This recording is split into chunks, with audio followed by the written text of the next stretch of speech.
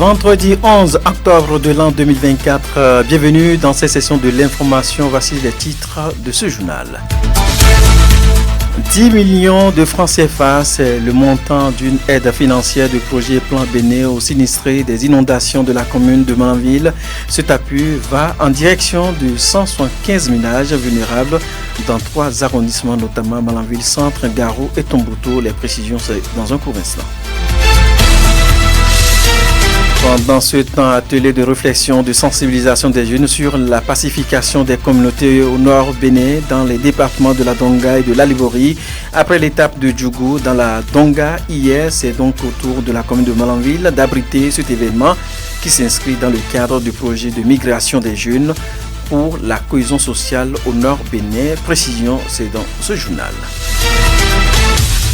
Les ministres en charge du commerce, de l'agriculture, accompagnés du président de la Chambre nationale d'agriculture, ont procédé à l'ouverture officielle des travaux des assemblées générales ordinaires et extraordinaires de l'interprofession de la filière ANACAD. C'était hier, les précisions, vous les suivrez dans un court instant. Et puis, lutte contre le harcèlement sexuel en milieu scolaire, l'Institut national de la femme poursuit sa campagne de sensibilisation après les jeux de la Liborie et du Bogou. C'est au tour des collèges de l'Atakora d'accueillir la délégation de l'INF. Vous suivrez un peu le film de cette sortie dans ce journal. À suivre à la boucle la chronique du jour qui portera la griffe de Alassane Sandbio, sans oublier les informations hors de nos frontières. C'est là pour les titres. Sota Midi Magazine, le point de l'actualité de la journée sur ta radio. Sota FM, c'est maintenant et tout de suite. De nouveau, bienvenue, merci de nous préférer. 10 millions de francs CFA, c'est le montant d'une aide financière du projet Plan Bénin aux sinistrés des inondations dans la commune de Malanville. Ce tapis va en direction de 175 ménages vulnérables dans 3 arrondissements, notamment Malanville, Centre, Garou et Tombouctou. Le chèque financier, justement, a été remis ce jeudi 10 octobre au maire de la commune de Malanville dans l'enceinte de l'hôtel de ville. La séance a réuni les autorités politico-administratives, les agents du projet Plan Béné et le préfet du département de la Liborie dans l'enceinte de la mairie. Je vous invite à suivre Kilaya Garba Iliassou, il est coordonnateur national de l'ONG Canal Développement qui situe ici le contexte. Le présent projet dont nous avons l'honneur de remettre officiellement le chèque symbolique à l'autorité communale est un projet d'urgence d'assistance aux ménages affectés par les inondations dans la commune de Malanville au cours de l'année 2024. Ce projet a été financé par TATFON et qui vient sur 4 piliers. Le premier pilier, il s'agit d'une assistance alimentaire aux populations sinistrées. Le deuxième pilier du projet, c'est une assistance en nutrition. Le troisième pilier de ce projet, c'est l'assistance aux ménages. Le quatrième pilier de ce projet, c'est l'assistance aux écoliers des classes de CP au CM2 qui recevront des kits scolaires. En dehors de cela, nous avons pu identifier dans la commune de Malanville 6 écoles qui sont complètement inondées. Chacune de ces écoles, des classes de CI au CM2, recevra un kit didactique. 3 arrondissements sont concernés par ce projet. Il s'agit des arrondissements de Malanville Centre, de Garou et puis de Tombouctou. Nous avons pu identifier 1075 ménages les plus vulnérables. Et au sein de ces 1075 ménages, tous les ménages qui disposent des enfants de 6 mois à 23 mois sont également pris en compte. Tous les écoliers des classes de CP et CM2 sont pris en compte. On a pu dénombrer 885 écoliers qui seront impactés. Au lieu de 10 millions, comme je l'ai dit précédemment, il faut préciser que c'est 100 millions de francs CFA. Comment donc seront repartis désormais les 100 millions de francs CFA aux bénéficiaires de dans ces 3 arrondissements? À cette préoccupation, Kilaya Garba Iliassou, coordonnateur national de l'ONG Canal Développement, répond. Certes, nous avons parlé d'une enveloppe de 100 millions qui restera dans la commune de Malanville à travers ce projet, mais les 100 millions sont répartis en 2 lots. Le premier lot concernera les kits alimentaires et de nutrition qui iront directement au niveau des populations. Nous avons décidé au niveau du plan international Bénin et de l'ONG Canal Développement que je représente ici et qui est l'ONG de mise en œuvre, de faire directement des transferts Momo à ces 1075 ménages. En plus de ces transferts Momo, les 1075 ménages recevront également des transferts Momo pour les enfants de 6 mois à 23 mois. Les 38 millions restants serviront, c'est-à-dire pour la mise en place des kits. Et là, le mécanisme qui a été choisi, c'est le mécanisme de coupons. Donc, nous allons distribuer des coupons et aux ménages et aux écoliers concernés. Le maire de la commune de Malanville, Gado Guidami, dit être fier de l'initiative et remercie par la même occasion le gouvernement du président Patrice Talon, les partenaires du projet Plan Bénin. Ces propos sont suivis du message du préfet de la Liborie, Ahmed Bello Kissama, qui prodigue quelques conseils à l'endroit des sinistrés de la commune. Extrait de ses propos. Partager 100 millions de francs CFA, soit en nature ou en espèces, je crois qu'il faut avoir la chance, comme la commune de Malanville, pour en bénéficier. C'est vrai que c'est dans une circonstance donnée, mais les circonstances d'inondation ne sont pas seulement inhérentes à la commune de Malanville. Et que si spontanément, le gouvernement s'est levé avec, à l'appui, donc les partenaires pour accompagner notre commune, c'est donc la preuve que nous avons toutes les raisons de montrer notre profonde gratitude au gouvernement et à tous les partenaires qui l'accompagnent pour soulager donc la peine de nos populations. Tous mes remerciements au gouvernement à travers le préfet ici présent, au plan Bénin et à tous les partenaires qui ont appuyé pour que cette cérémonie ait lieu. Nous demandons aussi à nos populations de prendre des mesures préventives pour minimiser de tels risques. Ce n'est pas forcément bien de s'installer dans des zones qu'on sait que quand il y a crue, on doit se retrouver forcément en proie à des difficultés. Ce n'est pas facile à le dire. Nous avons nos traditions, nous sommes déjà installés sur certains sites depuis des décennies, depuis des siècles, nous ne voulons pas quitter, mais il faudrait qu'on fasse beaucoup attention.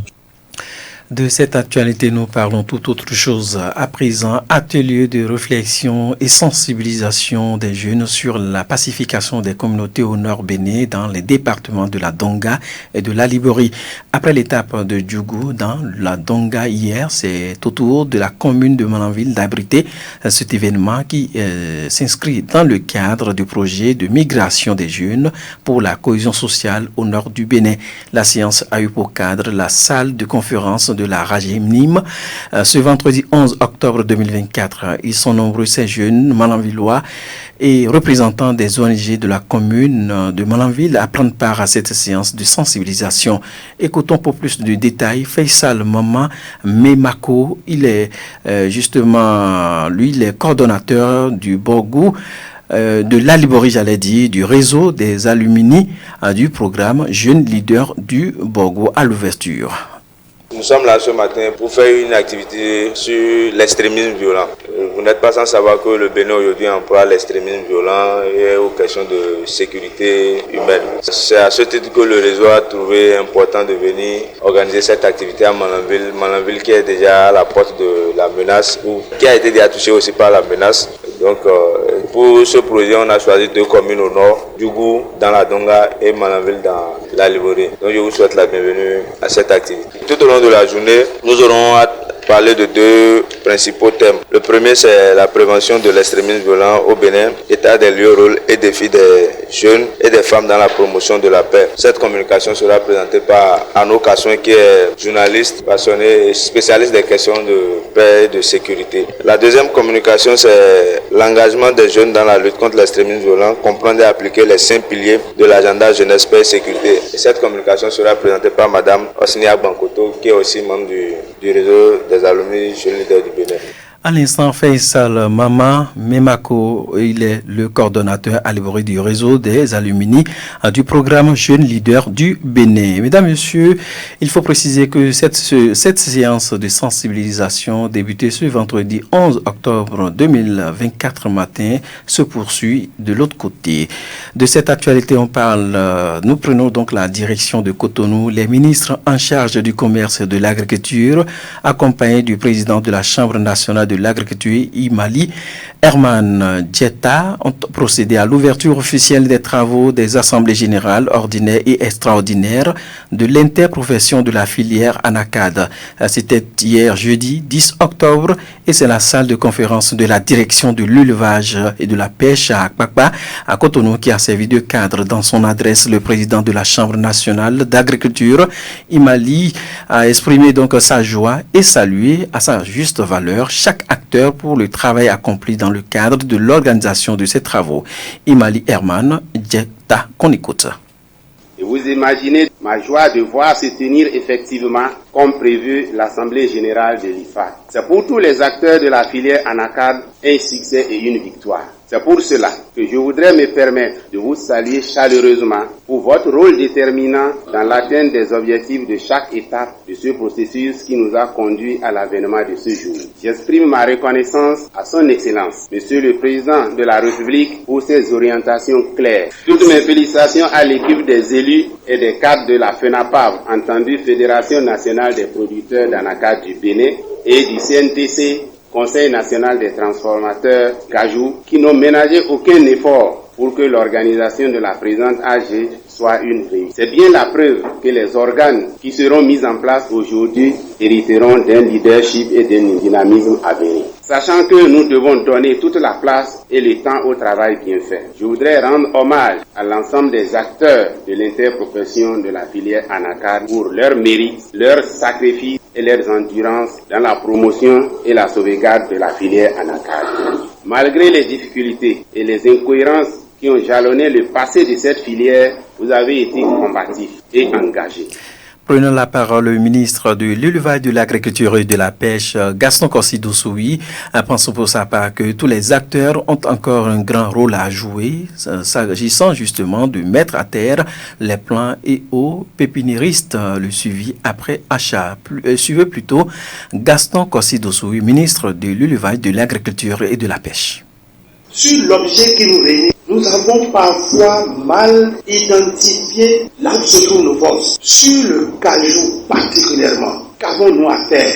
C'est d'abord produire le cajou, planter, entretenir les plantations. Et lorsqu'elles ont pris de l'âge, faire des entretiens systématiques pour permettre à chaque plante de donner un maximum de production. Si c'est dans la tête de chacun, cette maxime, il y a des comportements de planteurs que nous devons avoir. Mais comme on démarre souvent les choses avec beaucoup de peine et de difficultés, l'État béninois ayant choisi cette filière comme une filière à haute valeur ajoutée, a mis les moyens. Le premier moyen, c'est de faire en sorte que vous ayez des plantures greffées de bonne qualité. Et pour ça, on a formé des pépiniéristes. On les a équipés. Chaque pépiniériste a reçu des formations et des équipements nécessaires pour produire des plantes convenables. On a mis en place une équipe de certification. Mieux, si le plan est revenu à 600 francs, on vous demande seulement, planteur, de donner 100 francs pour en disposer. Et vous pouvez prendre ça à satiété, comme vous voulez. Tout pour aider à planter. Par la suite, nous avons vu que ce mécanisme de plantation, beaucoup n'entretiennent pas les premières années les plants pour une bonne survie. On a mis en place un programme pour contraindre les pépiniéristes qui livrent les plants aux planteurs de suivre les plants au moins pendant 6 mois afin que l'enracinement soit total et qu'on puisse livrer la plantation à celui qui l'exploite. Par la même occasion, la ministre de l'Industrie et du Commerce, Saadia Assouma, a souhaité que les acteurs des filières porteuses poursuivent justement les activités dans la quête d'une meilleure qualité de productivité en lien avec les actions et les idéaux du programme d'action du gouvernement. Saadia Assouma, qu'on écoute. Dans la présidence de la famille des agriculteurs, je ne saurais pas parler la production de l'anacarde comme le ministre de l'Agriculture, mais je souhaiterais juste que la qualité continue de nous permettre d'être présents sur le marché. Après le coton, l'anacarde est notre deuxième produit en termes de valeur. Mes chers transformateurs, je crois que ce jour est affecté en tout cas pour l'industrie et je vous remercie une fois de plus pour votre patriotisme. Parce que plusieurs fois, si vous m'aviez dit j'abandonne, je vous aurais compris. Vous n'avez pas de matière première. Vous devez rembourser les crédits de vos installations qui ont coûté des milliards. Je voudrais vous réitérer ici les remerciements du gouvernement pour votre patriotisme. Parce que derrière, nous avons des jeunes qui travaillent dans ces usines-là. Vous n'avez jamais abandonné parce que vous avez cru au programme d'action du gouvernement. Vous avez cru en ces réformes sous le leadership du président de la République qui vous a rejeté, qui vous a dit nous allons y arriver. Et vous savez quand il dit on y arrive. Merci pour la confiance réitérée, puisque depuis le 1er avril 2024, il est interdit d'exporter des mains brutes. Vous avez cru en cela, vous avez pris vos dispositions. Mais hélas, nous allons une fois encore remercier le président de l'Afrique qui a vu juste en vous disant non, mais il faut qu'on se ressaisisse. À l'instant, Saadia Assouma, elle est ministre du Commerce et de l'Industrie. Nous marquons juste une courte pause. Sota Info Midi, le point de l'actualité sur ta radio. Direction l'Atakora, lutte contre le harcèlement sexuel en milieu scolaire. L'Institut national de la femme poursuit sa campagne de sensibilisation. Après les CEG de l'Aliborie et du Borgou, c'est au tour des collèges de l'Atakora d'accueillir la délégation de l'Institut national de la femme, Flore Dinou, secrétaire exécutif de la structure et son équipe se sont rendus au CG1 de Tanguita dans la matinée de ce vendredi d'hier, j'allais dire, celui de Bukumbe dans l'après-midi de ce vendredi 9 octobre.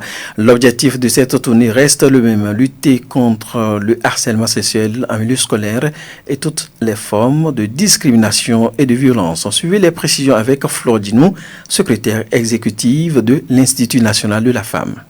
C'est une tournée que nous avons démarrée le lundi 7 dernier et qui va s'achever le 23 prochain. L'objectif pour nous, c'est de faire une tournée nationale dans tous les départements. Et pour ces départements, nous avons choisi 24 CEG, dont le CEG1 de Tanguita, pour sensibiliser les élèves, notamment les filles, sur les formes de violence qu'elles sont en train de subir déjà peut-être ou qu'elles seront amenées à subir pendant leur cursus scolaire. Les sensibiliser sur ces violences, leur montrer les voies de recours, comment dénoncer, comment contacter l'INF, qu'est-ce que l'INF fait, quelle est notre mission, comment on peut les aider. C'est en gros les objectifs, les grands objectifs de cette tournée que nous avons. Les élèves sont très consciencieuses de ce qui se passe.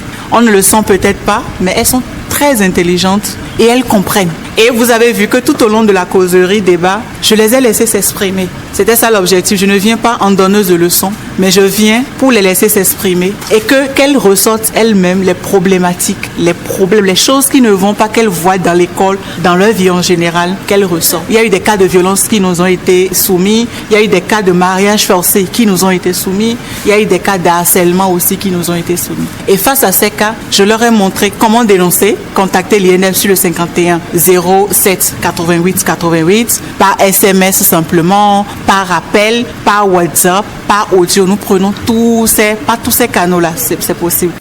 Il faut préciser que face aux apprenants des établissements scolaires secondaires parcourus, l'équipe a exposé les sanctions auxquelles justement s'exposent les auteurs et acteurs des infractions liées au harcèlement et autres formes de violence basées sur le genre.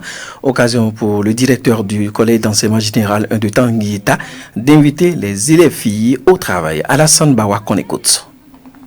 Le collège de Tangueta 1 est ravi de recevoir une forte délégation conduite par la secrétaire exécutive pour s'entretenir avec nous ce matin, surtout les filles et les femmes, sur certaines thématiques telles que le harcèlement sexuel en milieu scolaire. Je pense que ça existe. Ou bien, chers élèves, ça existe, non? Ça existe, non?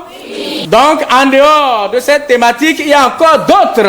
Un banc pour vous-même. Et je pense que tout ce que vous avez dit, tout ce qu'on vous a dit, vous allez mettre tout ça là en pratique pour que demain là, que ça soit vous ici. Vous avez vu les grandes dames là, elles sont allées à l'école, comme vous l'avez su bien dire, fermez les cuisses et ça va être, comment dit-on, un slogan, disons, pour le CG, un Tangueta. Fermez les cuisses, ouvrez les cahiers, ou bien, voilà. Si vous faites ça là, demain, c'est vous qui serez ici. Demain, vous serez devant vos petites sœurs et leur parler. Une initiative saluée par les participants, que ce soit au collège d'enseignement général de Tangueta et au collège d'enseignement général le Baobab de Boukoumbe. Les enseignants ont été associés à la séance. Victor Nyami est le directeur du CG Boukoumbe. Il est suivi de quelques participants qui ont exprimé leurs impressions. Suivez plutôt. Les impressions sont très bonnes et dans la mesure où c'est une sensibilisation qui est venue à tout nommer. Elle nous permet, nous, de mieux gérer le phénomène du harcèlement, de violences basées sur le genre en général au niveau de l'établissement. Parce que c'était aussi le combat de notre ministère du tutelle. Donc cette sensibilisation vient renforcer ces efforts pour que nous arrivions de plus en plus à bout de ces phénomènes qui ne font pas du bien à la gente féminine, surtout. Je retiens que l'Institut national de la femme lutte contre la discrimination et les violences basées sur le genre.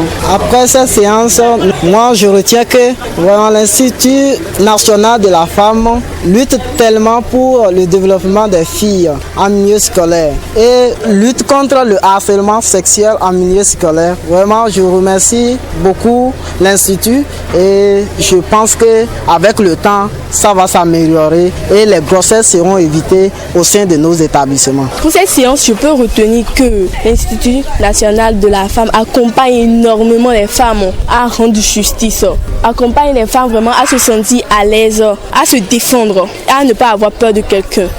Mesdames et messieurs, après la tournée de l'Institut national de la femme, à présent, nous installons Zulu Kifilona pour les nouvelles hors de nos frontières. Zulu Kifilona, bienvenue dans ce studio. Merci Bruno Bakri, bonsoir. Actualité hors de nos frontières, nous allons parler du Niger, Nigeria, Mali. Et cette fois-ci, nous atterrissons au Niger. Des proches de l'ex-président Mohamed Bazoum déchus de leur nationalité, vous nous dites. Dans la soirée du jeudi 10 octobre 2024, le président Abdrahamane Tiani a décrété le retrait de la citoyenneté nigérienne à 9 personnalités proches du président Mohamed Bazoum renversées l'an dernier. Toutes sont considérées comme des opposantes à la junte militaire au pouvoir à Niamey. Cette décision s'appuie sur le fichier récemment instauré qui recense les personnes impliquées dans des actes de terrorisme ou d'atteinte aux intérêts de l'État. Au Nigeria, cette fois-ci, le prix de l'essence a augmenté pour la deuxième fois consécutive dans un seul mois. Avec une envolée de 16% cette semaine, les prix à la pompe font un nouveau bond au Nigeria, alors que le mois dernier, la NPC, la compagnie pétrolière nationale, avait déjà augmenté les prix du carburant de 45%. Cette deuxième hausse en l'espace d'un mois est un vrai coup dû pour les Nigérians confrontés à leur pire crise économique de ces 20 dernières années. Cette fois-ci au Mali, on va finir avec cette actualité. On va comprendre avec vous tous les détails. Suspension de procès liés à l'avion présidentiel et aux équipements militaires surfacturés. Que pour comprendre Zoukilfou Lona? Justement, Bruno Gakri, pour finir au Mali, coup de théâtre dans le procès des affaires de l'achat de l'avion présidentiel et des équipements militaires surfacturés. Le procès est suspendu. Ouvert le 24 septembre 2024 dans le cadre de la session spéciale de la Cour d'assises sur les crises économiques et financières, ce procès concerne 2 complexes affaires de détournement de fonds publics qui remonte à 2014 et porte sur plus de 130 milliards de francs CFA. 9 accusés, dont d'anciens ministres, des militaires et des hommes d'affaires, sont poursuivis notamment pour corruption, d'atteinte aux biens publics Ou encore faux et usage de faux, ce 9 octobre 2024. C'est à la demande de représentants de l'État malien que le tribunal a suspendu le procès Bruno Gakli. Merci à vous, Zoki Filona. C'est avec vous que nous bouclons cette session de l'information Stop et fin. Tout le monde descend. Mesdames, Messieurs, collaboration technique, on retrouve Aboubakar Doko à l'édition, Aminou Dosso en direct pour la présentation. Bruno Gakli, c'est mon nom. Portez-vous bien, Dieu vous garde. Suivez juste après nous la chronique du jour qui sera une présentation de Alassane Sanivio. C'était Sota Midi Magazine, le rendez-vous informatif de la mi-journée sur Sota FM, la radio de l'espoir. Merci pour votre fidélité.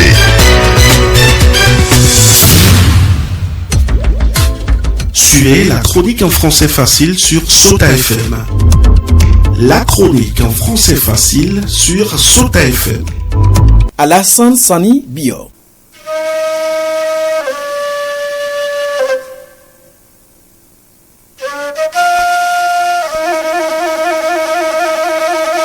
Octobre, le mois de consommation local. Un mois censé valoriser les produits locaux béninois. Un mois qui devrait rappeler à chaque Béninois le devoir d'un amour pour le Made in Bénin. Allez dans chaque ménage béninois, vous verrez que 80% de ce que nous consommons vient d'ailleurs. En dehors de nos céréales, nos tubercules, nos légumes et certains de nos fruits, presque tout le reste vient d'ailleurs. Les habits que nous portons, le riz que nous mangeons, certains de nos meubles, tout est importé. Pour d'autres produits, n'en parlons pas. Depuis 5 ans, le Bénin a instauré le mois d'octobre comme étant le mois de consommation locale. Mais les lignes n'ont pas bougé. L'attachement à nos valeurs n'est pas encore chose réelle. Dans les restaurants de haut standing, difficilement vous trouverez des mets locaux.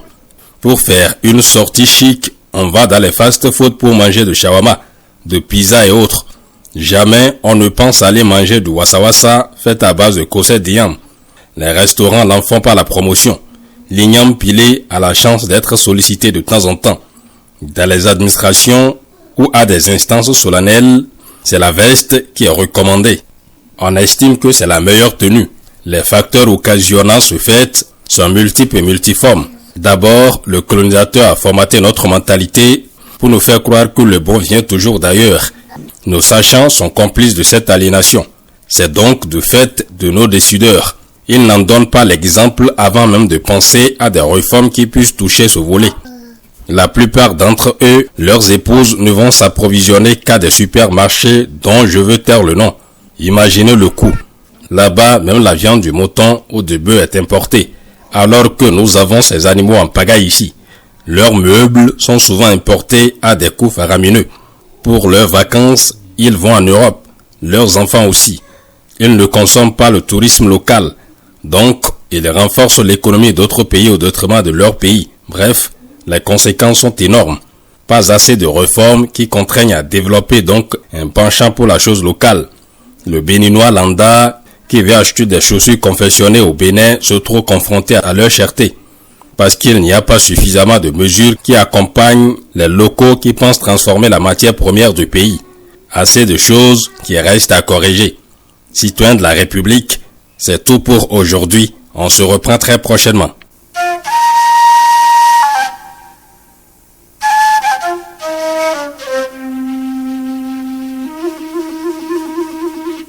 C'était la chronique en français facile sur Sota FM. Dans la Liborie, la différence a un nom.